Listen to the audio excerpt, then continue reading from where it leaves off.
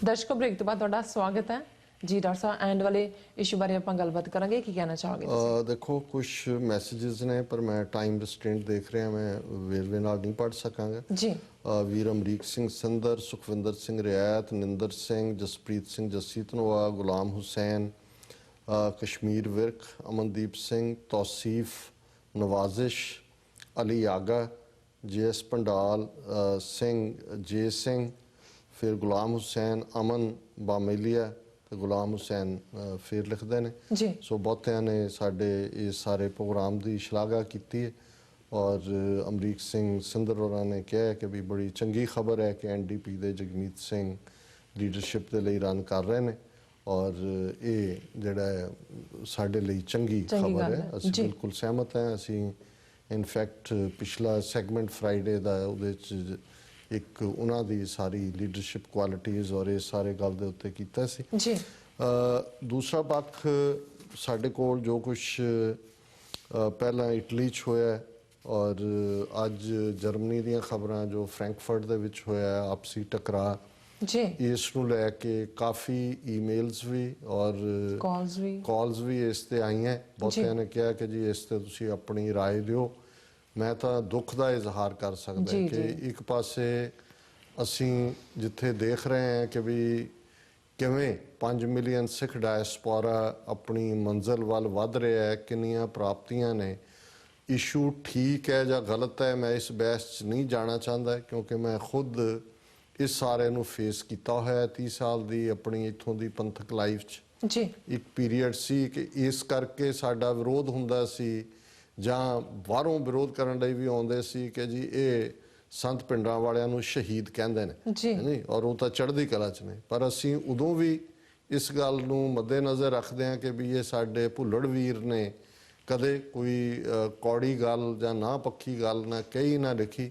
ਔਰ ਅੱਜ ਵੀ ਮੈਂ ਇਹੀ ਕਹਿਣਾ ਚਾਹੁੰਦਾ ਕਿ ਵੀ ਇਸ਼ੂਜ਼ ਹੁੰਦੇ ਨੇ, ਇੰਟਰਪ੍ਰੀਟੇਸ਼ਨ ਦੇ ਵੀ ਹੁੰਦੇ ਨੇ ਔਰ ਹਰ ਮਜ਼ਹਬ ਦੇ ਵਿੱਚ ਇੱਕ ਸਟਾਈਲ ਨਾਲ ਇੰਟਰਪ੍ਰੀਟੇਸ਼ਨ ਨਹੀਂ ਹੁੰਦੀ और इनू आधार बना के कोई भी जो कुछ असी कर रहे हैं। और अज ही एक पासे जर्मन की दुखदाई खबर वीडियो चार्ज फेरे घूम रही सी और जो लिखता आई हैं मैं मन बनाया मैं कि जी मैं इस इशू ते गल करनी नहीं है। लेकिन एक होर जिहड़ी दुखद खबर तुरदे तुरदे वीर मनवीर सिंह होरां ने मॉन्ट्रियाल तो भेजी क्योंकि इटली दे विच किरपान केस जिहड़ा कि एक सिख नूं जुर्माना होया सी किरपान करके और वो अपना केस इटली के सुप्रीम कोर्ट च लै गया सी और अज इटली के सुप्रीम कोर्ट ने इस दे पाबंदी नूं कायम रखा कि किरपाना ते पाबंदी होएगी पब्लिक प्लेसिस ते।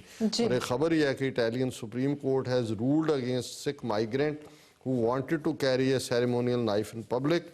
It said the migrants who choose to live in Italy must respect Italian laws prohibiting the carrying of weapons.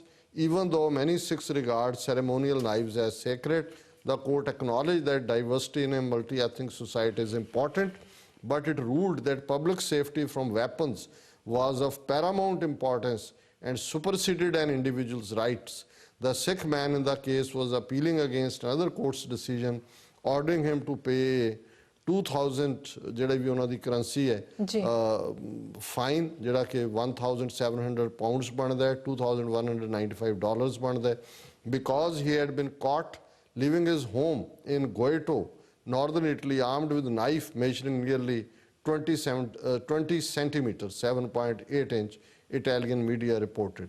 ਹੁਣ ਇਹ ਇੱਕ ਬੜੀ ਦੁਖਦਾਈ ਖਬਰ ਹੈ। ਔਰ ਜਦੋਂ ਇਹ ਇਟਲੀ ਦੇ ਵਿੱਚ ਵੀ ਪਿਛਲੇ ਹਫਤੇ ਹੀ ਇਹ ਖਬਰਾਂ ਸੀ ਕਿ ਹੋਇਆ, ਪੁਲਿਸ ਆਈ, ਇੰਟਰਸੈਪਟ ਕੀਤਾ, ਗੁਰਦੁਆਰੇ 'ਚ ਆ ਗਏ ਤੇ ਮੈਨੂੰ ਇਹ ਪਤਾ ਸੀ ਵੀ ਕੋਰਟ 'ਚ ਕੇਸ ਗਿਆ। ਮੈਂ ਕਿਹਾ ਵੀ ਇਹ ਜਦੋਂ ਕੋਈ ਚੀਜ਼ ਮੀਡੀਆ 'ਚ ਆਉਂਦੀ ਹੈ ਮੈਨੂੰ ਇਹ ਖੁੜਕ ਗਿਆ ਸੀ ਕਿ ਵੀ ਇਹ ਹੁਣ ਡਿਸੀਜਨ ਸਾਡੇ ਖਿਲਾਫ ਆਇਆ ਜੀ।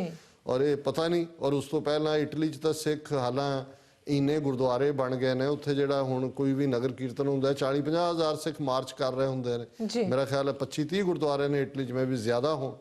ਲੇਕਿਨ ਆਪਸੀ ਉਹਨਾਂ ਦੀ ਸਹਿਮਤੀ ਨਾ ਹੋਣ ਕਰਕੇ, ਖਿੱਚਤੂ ਹੋਣ ਕਰਕੇ ਇਟਲੀ 'ਚ ਜਿਹੜਾ ਅਲੱਗ ਧਰਮ ਦੇ ਤੌਰ 'ਤੇ ਸਿੱਖਾਂ ਦੀ ਮਾਨਤਾ ਹੈ ਉਹਨੂੰ ਦਿਵਾਉਣ ਲਈ ਅੱਡ-ਅੱਡ ਧੜੇ ਜਿਹੜੇ ਨੇ ਆਪਸ 'ਚ ਲੜ ਰਹੇ ਸੀ। ਫਿਰ ਹੁਣ ਇਸ ਇਸ਼ੂ ਦੇ ਉੱਤੇ ਹੋ ਗਿਆ, ਹੁਣ ਜਰਮਨ 'ਚ ਰਿਪੀਟ ਹੋ ਜਰਮਨ 'ਚ ਹੋ ਗਿਆ। ਗਿਆ। ਹੁਣ ਅਸੀਂ ਕਿੱਥੋਂ ਜਾ ਕੇ ਜੇ ਅਕਲ ਦੇ ਨਾਲ ਅਸੀਂ ਵੈਰ ਰੱਖਣਾ ਹੈ, ਸਾਨੂੰ ਇਹ ਨਜ਼ਰ ਹੀ ਨਹੀਂ ਆਉਂਦਾ ਵੀ ਅਸੀਂ ਕਿਹੜੇ ਟਰੈਪ 'ਚ ਜਾ ਰਹੇ ਹਾਂ, ਕਿਸ ਪਾਸੇ ਜਾ ਰਹੇ ਹਾਂ।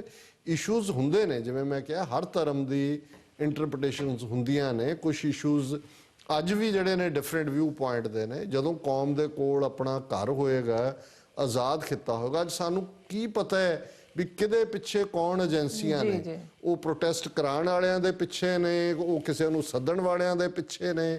ਕਿਹਦੀ ਖੇਡ ਕੌਣ ਖੇਡ ਰਿਹਾ, ਇਹਨਾਂ ਬਹੁਤੇ ਮੂਰਖਾਂ ਨੂੰ ਆਪ ਨੂੰ ਵੀ ਨਹੀਂ ਪਤਾ ਹੋਣਾ ਵੀ ਕਿਹਦੀ ਖੇਡ ਇਹ ਖੇਡ ਰਹੇ ਨੇ।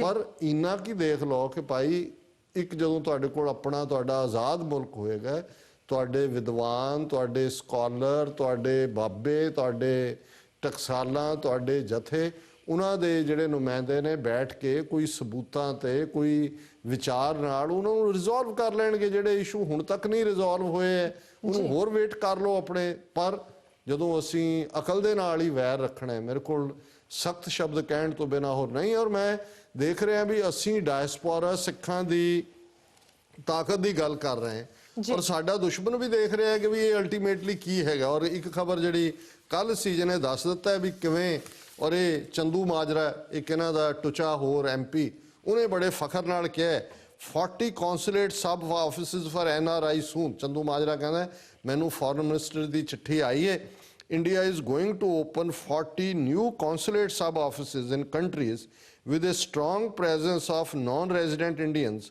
Shromani Akali Dal MP Chandu Majra said on Sunday, referring to a communication received from the External Affairs Ministry. India is going to open 40 new consulate sub-offices in countries where NRI have settled in large numbers.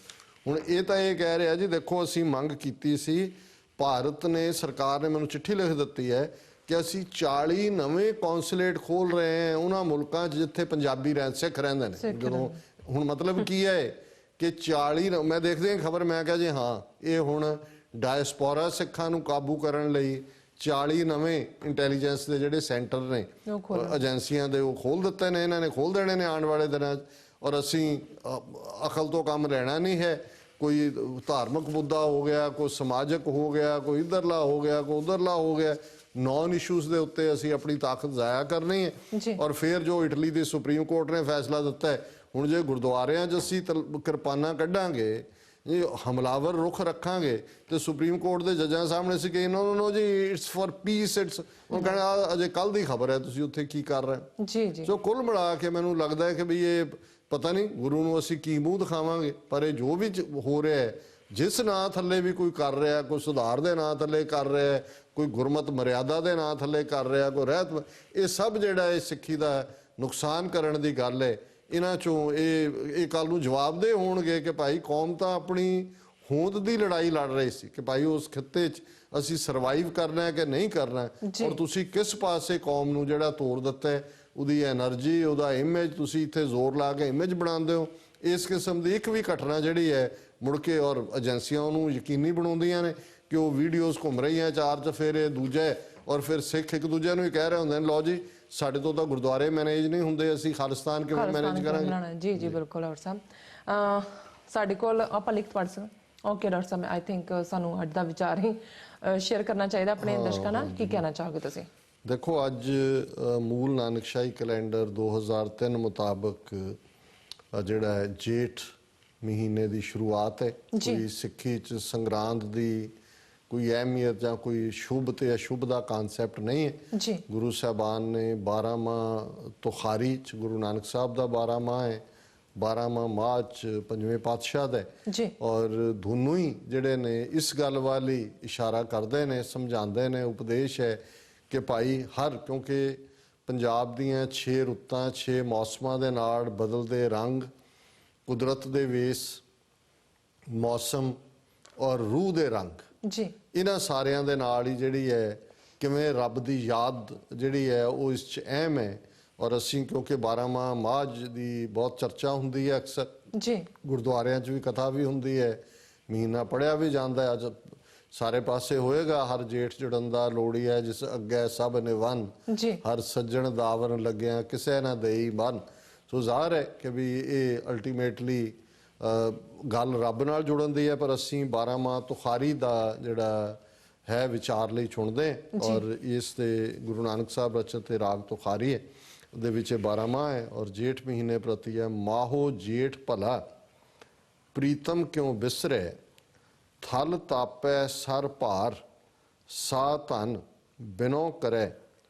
ਧਨ ਬਿਨੋ ਕਰੇਂਦੀ ਗੁਣ ਸਾਰੇਂਦੀ, ਗੁਣ ਸਾਰੀ ਪ੍ਰਭ ਭਾਵਾਂ, ਸਾਚੈ ਮਹਿਲ ਰਹਿ ਬੈਰਾਗੀ। ਆਵਣ ਦੇ ਤਾ ਆਵਾਂ, ਨਿਮਾਣੀ ਨਿਤਾਣੀ ਹਰ ਬਿਨ, ਕਿਉਂ ਪਾਵੈ ਸੁਖ ਮਹਿਲੀ। ਨਾਨਕ ਜੇਠ ਜਾਣੈ ਤਿਸ ਜੈਸੀ, ਕਰਮ ਮਿਲੈ ਗੁਣ ਗਹਿਲੀ। ਜੀ ਸੋ ਜ਼ਾਹਰ ਹੈ ਕਿ ਜੇਠ ਹਾੜ ਤੱਪੇ ਤੇ ਸਾਵਣ ਭਾਦੋ ਵਸੇ। ਜੇਠ ਮਹੀਨਾ ਸਭ ਤੋਂ ਗਰਮ ਮਹੀਨਿਆਂ ਦੇ ਵਿੱਚ ਹੈ, ਜੇਠ ਹਾੜ। ਔਰ ਉਸ ਗਰਮੀ ਨੂੰ ਇੱਕ ਪਾਸੇ ਮੌਸਮ ਦੀ ਗਰਮੀ ਹੈ ਜਿਹੜੀ ਵਿਆਕੁਲ ਕਰਦੀ ਹੈ, ਔਰ ਇੱਕ ਪਾਸੇ ਜੀਵ ਇਸਤਰੀ ਜਿਹਦੇ ਲਈ ਗੁਰੂ ਗ੍ਰੰਥ ਸਾਹਿਬ ਸ਼ਬਦ ਧਨ ਆਉਂਦਾ ਹੈ। ਇੱਕ ਧਨ ਪੈਸੇ ਲਈ ਹੈ, ਔਰ ਇਹ ਧਨ ਜਦੋਂ ਅਸੀਂ ਕਹਿੰਦੇ ਹਾਂ ਕਿ ਭਾਈ ਇਹ ਜਿਹੜਾ ਧਨ ਪਿਰ ਇਹ ਨਾ ਆਖੀਐ, ਬਹਿਣ ਇਕੱਠੇ ਹੋਏ ਏਕ ਜੋਤ ਦੋਏ ਮੂਰਤੀ, ਧਨ ਪਿਰ ਕਹੀ ਐ ਸੋਏ। ਸੋ ਧਨ ਇਸਤਰੀ ਪਿਰ ਪ੍ਰੀਤਮ ਪਿਆਰਾ ਪਤੀ, ਸੋ ਉਸ ਦੇ ਲਈ ਹੈ। ਸੋ ਗੁਰੂ ਸਾਹਿਬ ਨੇ ਫਰਮਾਇਆ ਕਿ ਭਾਈ ਮਾਹ ਦਾ ਜਿਹੜਾ ਜੇਠ ਦਾ ਮਹੀਨਾ ਹੈ ਉਹ ਤਾਂ ਹੀ ਭਲਾ ਹੈ, ਪ੍ਰੀਤਮ ਕਿਉਂ ਵਿਸਰੇ, ਰੱਬ ਦੀ ਯਾਦ ਕਿਉਂ ਭੁੱਲੇ। ਥਲ ਤਾਪੈ ਸਰ ਭਾਰ, ਭਾਰ ਕਹਿੰਦੇ ਨੇ ਭੱਠੀ ਨੂੰ, ਸਰ ਕਹਿੰਦੇ ਨੇ ਵਾਂਗ ਨੂੰ। ਥਲ ਧਰਤੀ ਇਵੇਂ ਤਪ ਰਹੀ ਹੈ ਗਰਮੀ ਨਾਲ ਜਿਵੇਂ ਭੱਠੀ ਹੁੰਦੀ ਹੈ, ਕਿ ਧਰਤੀ ਭੱਠੀ ਵਾਂਗ ਤਪ ਰਹੀ ਹੈ। ਸਾ ਧਨ ਬਿਨੋ ਕਰੇ। ਹੁਣ ਜਿਹੜੀ ਇਸਤਰੀ ਜੀਵ ਰੂਪੀ ਇਸਤਰੀ ਆਪਣੇ ਪਤੀ ਰੂਪ ਪ੍ਰਭੂ ਰੂਪ ਪਤੀ ਤੋਂ ਵਿਛੜੀ ਹੈ, ਉਸ ਨਾਲ ਉਹ ਵਿਥ ਪਈ ਹੋਈ ਹੈ, ਉਹ ਬਿਨੋ ਕਰੇ, ਉਹ ਬੇਨਤੀ ਕਰਦੀ ਹੈ, ਅਰਜ਼ੀ ਕਰਦੀ ਹੈ, ਗੁਜ਼ਾਰਿਸ਼ ਕਰਦੀ ਹੈ, ਅਰਦਾਸ ਕਰਦੀ ਹੈ। ਕੀ ਅਰਦਾਸ ਕਰਦੀ? ਧਨ ਬਿਨੋ ਕਰੇਂਦੀ ਗੁਣ ਸਾਰੇਂਦੀ, ਗੁਣ ਸਾਰੀ ਪ੍ਰਭ ਭਾਵਾਂ। ਧਨ ਬਿਨੋ ਕਰੇਂਦੀ ਇਸਤਰੀ ਬੇਨਤੀ ਕਰਦੀ ਹੈ ਕਿ ਹੇ ਵਾਹਿਗੁਰੂ ਗੁਣ ਸਾਰੇਂਦੀ, ਮੈਨੂੰ ਆਪਣੇ ਗੁਣਾਂ ਨੂੰ ਯਾਦ ਕਰਨ ਦਾ ਵੱਲ ਦਿਓ, ਮੈਨੂੰ ਇਹ ਤਾਕਤ ਦਿਓ ਕਿ ਮੈਂ ਹਮੇਸ਼ਾ ਤੁਹਾਡੇ ਗੁਣ ਗਾਇਨ ਕਰਾਂ। ਗੁਣ ਸਾਰੀ ਪ੍ਰਭ ਭਾਵਾਂ, ਮੈਂ ਸਾਰੇ ਤੁਹਾਡੇ ਗੁਣਾਂ ਨੂੰ ਗਾਉਂਦਿਆਂ ਤੁਹਾਨੂੰ ਮੈਂ ਪ੍ਰਵਾਨ ਹੋਵਾਂ, ਹੈ ਮੇਰੇ ਪ੍ਰਭੂ ਪਤੀ। ਸਾਚੈ ਮਹਿਲ ਰਹਿ ਬੈਰਾਗੀ, ਆਵਣ ਦੇ ਤਾਂ ਆਵਾਂ। ਕਿ ਨਿਰੰਕਾਰ ਦਾ ਦਰਬਾਰ, ਨਿਰੰਕਾਰ ਮਾਇਆ ਤੋਂ ਵਿਰਕਤ ਹੈ, ਮਾਇਆ ਤੋਂ ਵੱਖਰਾ ਨਿਰੰਕਾਰ। ਉਸ ਮਹਿਲ ਦੇ ਵਿੱਚ ਇਹ ਜੀਵ ਰੂਪ ਇਸਤਰੀ ਮਾਇਆ ਤੋਂ ਛੁਟਕਾਰਾ ਪਾ ਕੇ ਤਾਂ ਪਹੁੰਚ ਸਕਦੀ ਹੈ। ਆਵਣ ਦੇ ਤਾਂ ਆਵਾਂ, ਜੇ ਨਿਰੰਕਾਰ ਨੂੰ ਮਨਜ਼ੂਰ ਹੋਏ, ਜੇ ਆਉਣ ਦੇ ਤਾਂ ਉਹ ਆਏ। ਸੋ ਉਸ 'ਚ ਉਹਨਾਂ ਨੇ ਕਿਹਾ ਨਿਮਾਣੀ ਨਿਤਾਣੀ ਹਰ ਬਿਨ, ਕਿਉਂ ਪਾਵੈ ਸੁਖ ਮਹਿਲੀ। ਕਿ ਮੈਂ ਹੇ ਵਾਹਿਗੁਰੂ ਤੇਰੇ ਤੋਂ ਬਿਨਾਂ ਇਹ ਜੀਵ ਇਸਤਰੀ ਹਰ ਅਸੀਂ ਰੂਹ ਪੁਕਾਰ ਕਰੀਏ ਕਿ ਹੇ ਵਾਹਿਗੁਰੂ ਮੈਂ ਨਿਮਾਣੀ ਹੈ, ਮੇਰੇ 'ਚ ਕੋਈ ਮਾਣ ਨਹੀਂ ਹੈ, ਮੇਰੇ 'ਚ ਕੋਈ ਤਾਣ ਨਹੀਂ ਹੈ, ਕੋਈ ਹਿੰਮਤ ਨਹੀਂ ਹੈ। ਹਰ ਬਿਨ ਤੂੰ ਹੀ ਮੇਰਾ ਮਾਣ ਹੈ, ਤੂੰ ਹੀ ਤਾਣ ਹੈ। ਕਿਉਂ ਪਾਵੈ ਸੁਖ ਮਹਿਲੀ, ਮੈਂ ਆਪਣੇ ਇਸ ਬਲਬੂਤੇ ਦੇ ਉੱਤੇ ਮਹਿਲ ਦੇ ਵਿੱਚ ਤੇਰੇ ਨਾਲ ਜਿਹੜਾ ਮੇਲ ਸੁਖ ਨਹੀਂ ਹਾਸਲ ਕਰ ਸਕਦੀ, ਕਿ ਰੂਹ ਰੱਬ ਨੂੰ ਨਹੀਂ ਹਾਸਲ ਕਰ ਸਕਦੀ। ਨਾਨਕ ਜੇਠ ਜਾਣੈ ਤਿਸ ਜੈਸੀ, ਕਰਮ ਮਿਲੈ ਗੁਣ ਗਹਿਲੀ। ਕਿ ਗੁਰੂ ਨਾਨਕ ਸਾਹਿਬ ਫਰਮਾਉਂਦੇ ਨੇ ਕਿ ਭਾਈ ਜੇਠ ਦੇ ਮਹੀਨੇ 'ਚ ਇਹ ਗੱਲ, ਇਹ ਜਿਹੜੀ ਇਸਤਰੀ ਹੈ, ਜਿਹੜੀ ਰੂਹ ਹੈ, ਇਹ ਉਸ ਨੂੰ ਤਾਂ ਹੀ ਮਿਲ ਸਕਦੀ ਹੈ ਕਰਮ ਮਿਲੇ। ਕਰਮ ਇਹ ਫਾਰਸੀ ਦਾ ਸ਼ਬਦ ਹੈ ਜਿਸ ਦਾ ਮਤਲਬ ਹੈ ਬਖਸ਼ਿਸ਼, ਰਹਿਮਤ, ਗ੍ਰੇਸ। ਜੇ ਉਹਦੀ ਬਖਸ਼ਿਸ਼ ਹੋਏ ਤੇ ਉਹ ਨਿਰੰਕਾਰ ਮਿਲਦਾ, ਤੇ ਜੇ ਉਹ ਮਿਲ ਪੈਂਦਾ ਗੁਣ ਗਹਿਲੀ, ਫਿਰ ਉਹ ਜੀਵ ਰੂਪ ਇਸਤਰੀ ਉਸ ਵਾਹਿਗੁਰੂ ਦੇ ਹੀ ਗੁਣ ਗਹਿਲੀ ਕਹਿੰਦੇ ਨੇ ਗ੍ਰਹਿਣ ਕਰਨ ਨੂੰ, ਉਹਨਾਂ ਗੁਣਾਂ ਨੂੰ ਗ੍ਰਹਿਣ ਕਰ ਲੈਂਦੀ ਹੈ। ਸੋ ਇਹ ਅੱਜ ਦਾ ਵਿਚਾਰ ਹੈ ਜੀ। ਰਾਜ ਸਾਹਿਬ ਤੁਹਾਡਾ ਬਹੁਤ ਬਹੁਤ ਸ਼ੁਕਰੀਆ, ਤੁਸੀਂ ਅੱਜ ਦੇ ਅਹਿਮ ਇਸ਼ੂ ਤੇ ਅੱਜ ਦਾ ਵਿਚਾਰ ਸਾਡੇ ਦਰਸ਼ਕਾਂ ਨਾਲ ਸਾਂਝਾ ਕੀਤਾ। ਇਸ ਨਾਲ ਆਪਣੇ ਵਿਊਅਰਸ ਕਰਨ ਦੀ ਇਜਾਜ਼ਤ। ਵਿਊਅਰਸ, ਸਾਡੇ ਪ੍ਰੋਗਰਾਮ ਦਾ ਸਮਾਂ ਇੱਥੇ ਸਮਾਪਤ ਹੁੰਦਾ। ਤੁਸੀਂ ਆਪਣੀ ਰਾਏ ਤੇ ਸੁਝਾਅ ਸਾਨੂੰ ਭੇਜਣਾ ਭੁੱਲਣਾ ਸਾਡੇ ਇਸ ਪਤੇ ਤੇ sos@tv84.tv ਤੇ। ਅਸੀਂ ਆਪਣਾ ਪ੍ਰੋਗਰਾਮ ਲੈ ਕੇ ਫਿਰ ਦੁਬਾਰਾ ਤੁਹਾਡੇ ਸਨਮੁਖ ਹੋਵਾਂਗੇ। ਤਦ ਤੱਕ ਲਈ ਮੈਨੂੰ ਤੇ ਆਪਣੇ ਸੁਣਾ ਗਿਆ ਦੋ ਦੇਖਦੇ ਰਹੋ TV84। ਬੁਲਾ ਦਿਓ ਫਤਿਹ। ਵਾਹਿਗੁਰੂ ਜੀ ਕਾ ਖਾਲਸਾ, ਵਾਹਿਗੁਰੂ ਜੀ ਕੀ ਫਤਿਹ।